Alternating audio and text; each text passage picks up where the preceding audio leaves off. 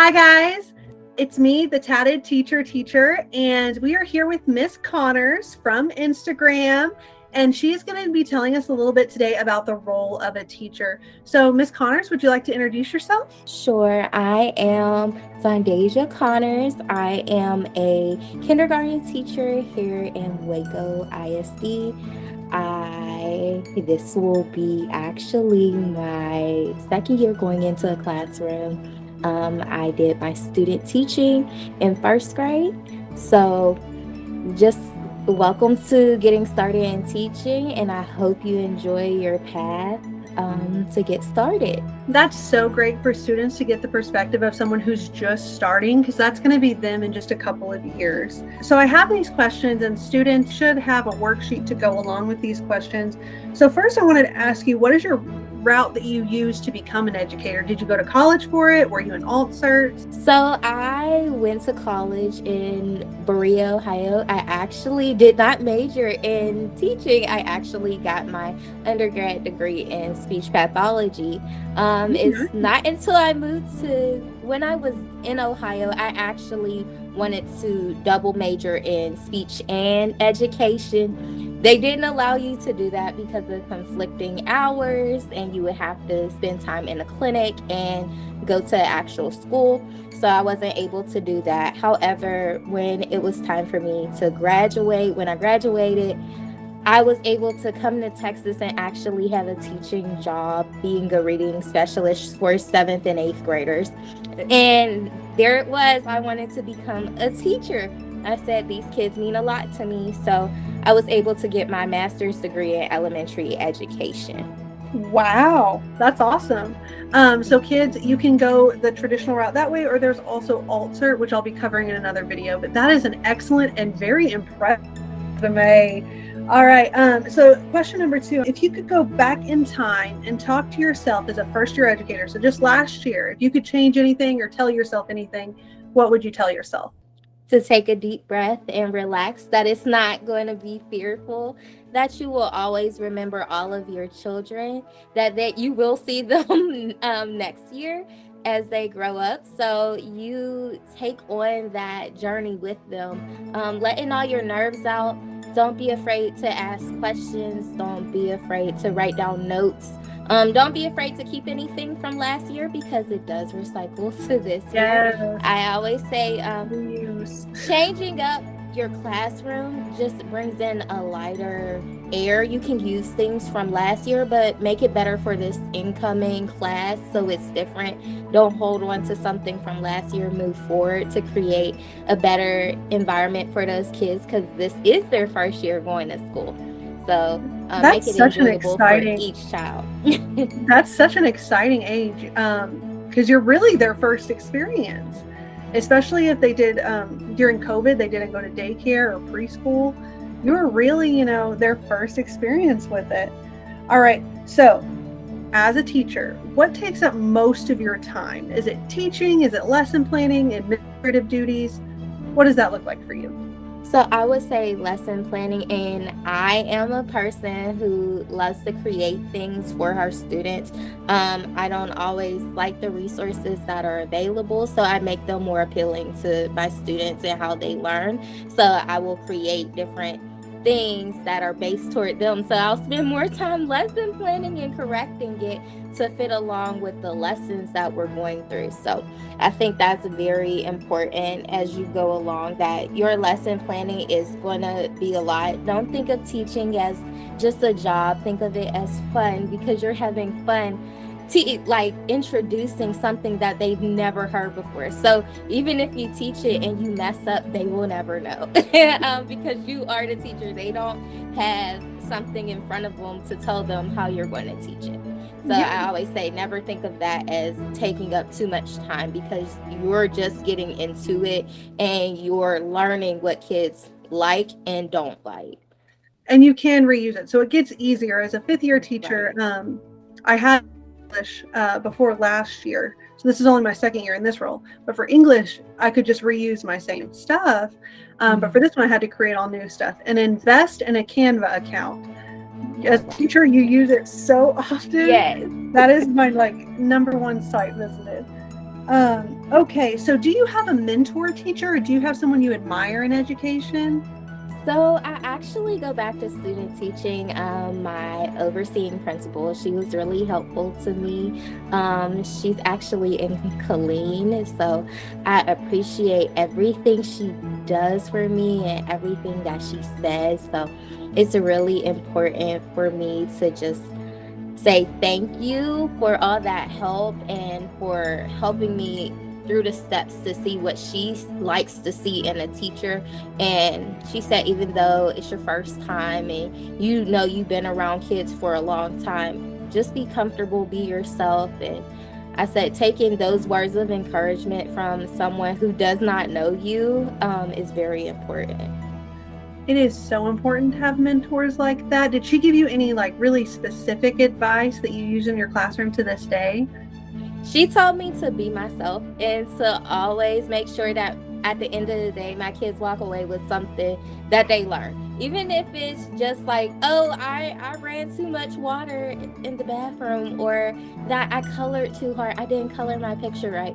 Just take that as a child learned something. It may not be like something that's really meaningful, but they learned something from that day.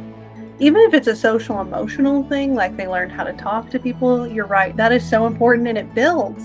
It may not seem like anything, but when you're that young, what you do then affects the next year and the next year and the next year. It really does pile on.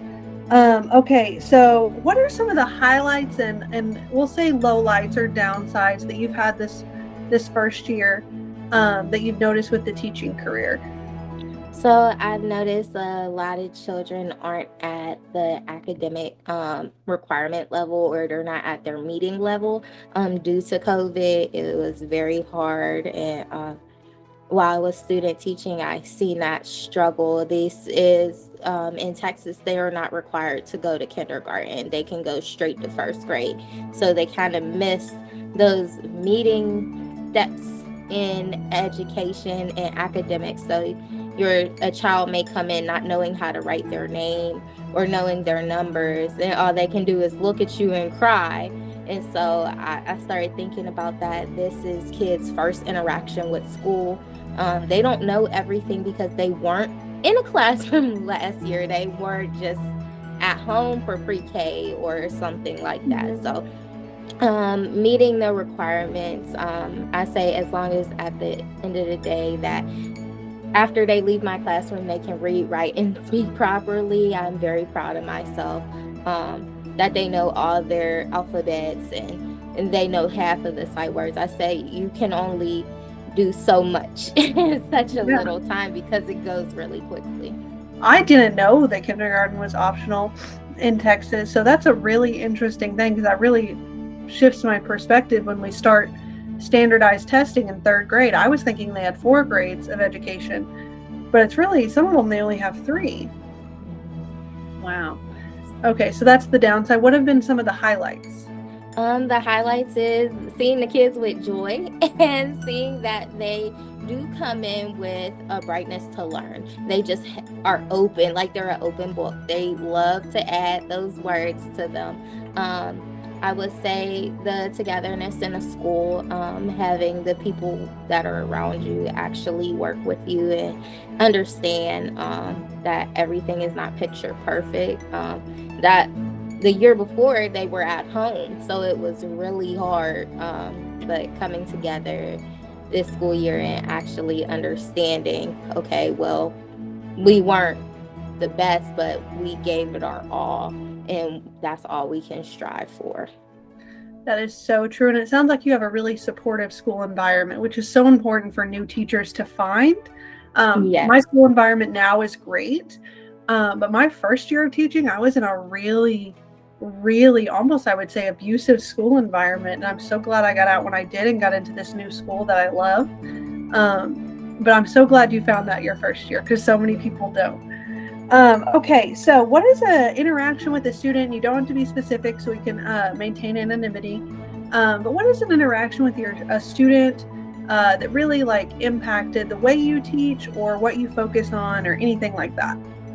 So I would say when I first moved here, I did not know anything about the school system here in Waco. I just went in blindsided. So I work with seventh graders for reading and actually working with them and seeing that the reading, um, the reading test, the STAR, was really big to them. And so Mhm. I was like, write about something that you feel passionate about. And the student wasn't able to write about that. And I said, okay, we're going to list 4 things that you're passionate about. And they actually wrote about me. So that really meant a lot to me. And they said, do you see yourself as a teacher? Because you really help us get to where we need to be. And I said, I really did not think about that. But now that you're saying it, I really do love being around you all and learning from you all. So that really meant a lot to me. And it actually, like, working with them even more, just for a year, was very important to me. That's awesome. And seventh grade, that's actually where I started teaching, seventh grade reading Okay. and writing. And that is a whole thing because not only are you dealing with like kids, Yes. their hormones are just starting to like become a thing, so they're moody, and then it's like this test determines where you can or can't go to high school, Right. because that's such a big deal. Um, so that's really cool that that was also your first experience. So do you prefer elementary or middle school? Just wondering. So I like the babies. I still call them babies because they're still cute, but I do Yeah. like middle schoolers as well because they possess all the qualities needed to see them be successful in life. Like I can see it. I can see it start to develop Yeah. in seventh grade, and they get to know who they are, as well as in kindergarten. They know that they want to be an astronaut or something like a princess or a prince or a cowboy. So that means a lot to I think middle school is such. prefer. Oh, we froze for a second. You're good. Okay. I think middle school is such a unique age to teach because, like I've told people, they're old enough to be funny and they're old enough to have a conversation with you, but they're still young enough they want you to like them. Right. So they really like it's a good age. High school, of course, they are way too cool. And then in elementary, actually, my first day of my student teaching, I was so excited. I was in a kindergarten class, and I was like, I Okay. want to work with the littles. I'm so excited. And the first day, I got peed on, and I was like, Oh, nope, we are oh out. no, what happened? None of that. So then I switched to middle school immediately because I was like, I can't do this. But that it takes like such a special It to does. and so much Uh-oh. energy. And the kids in this program will eventually go and they'll help with an elementary school classroom. Do you Hmm. have any advice on how they can best help their teachers? If you had a high school student, what would you want from them? I would show them basically everything that I do as a teacher. I know during my student teaching, uh, my student teacher actually showed me everything that she did from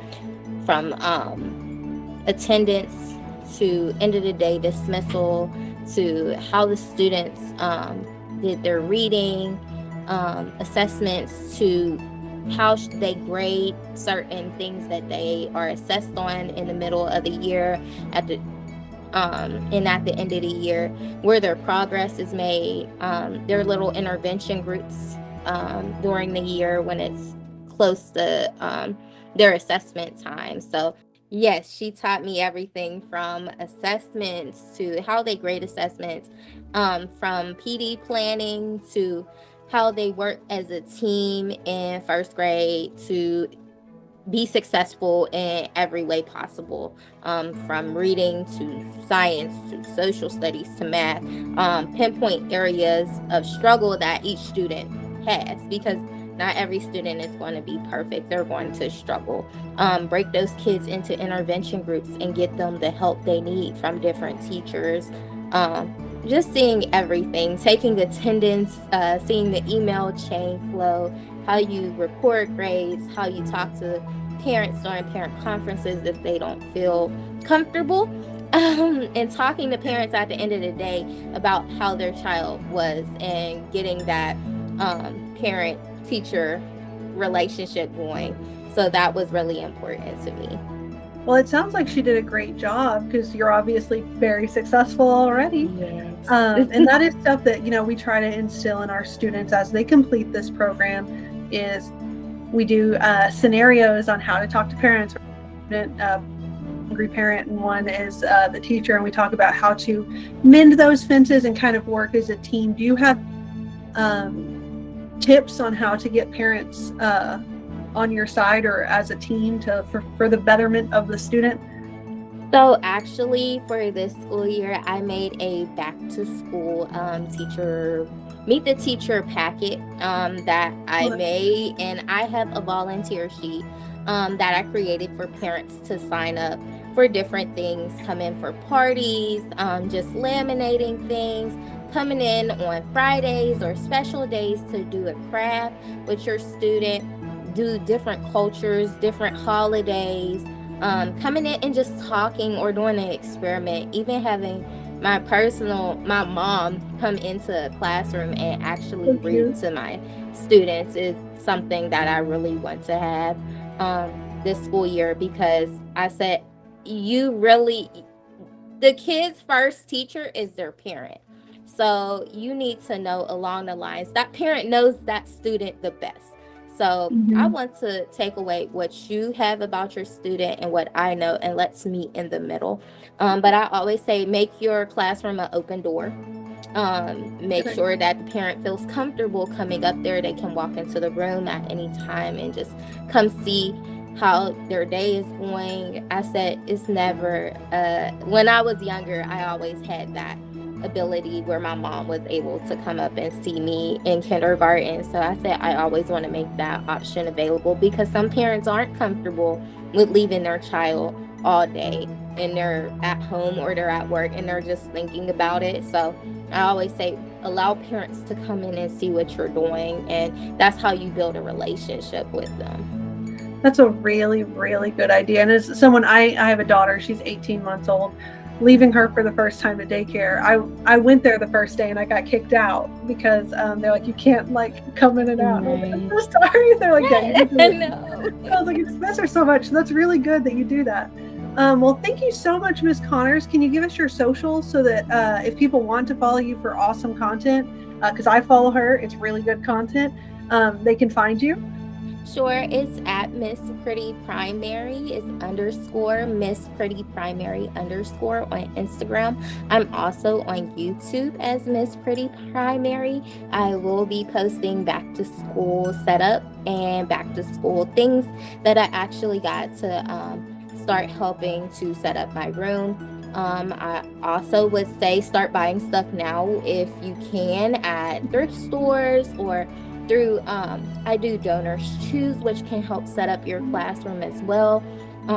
Just always be engaged in your community also, because you never know. People out here love to give to teachers. So I would always say just be ready, be calm, pray, and just let it flow for the school year.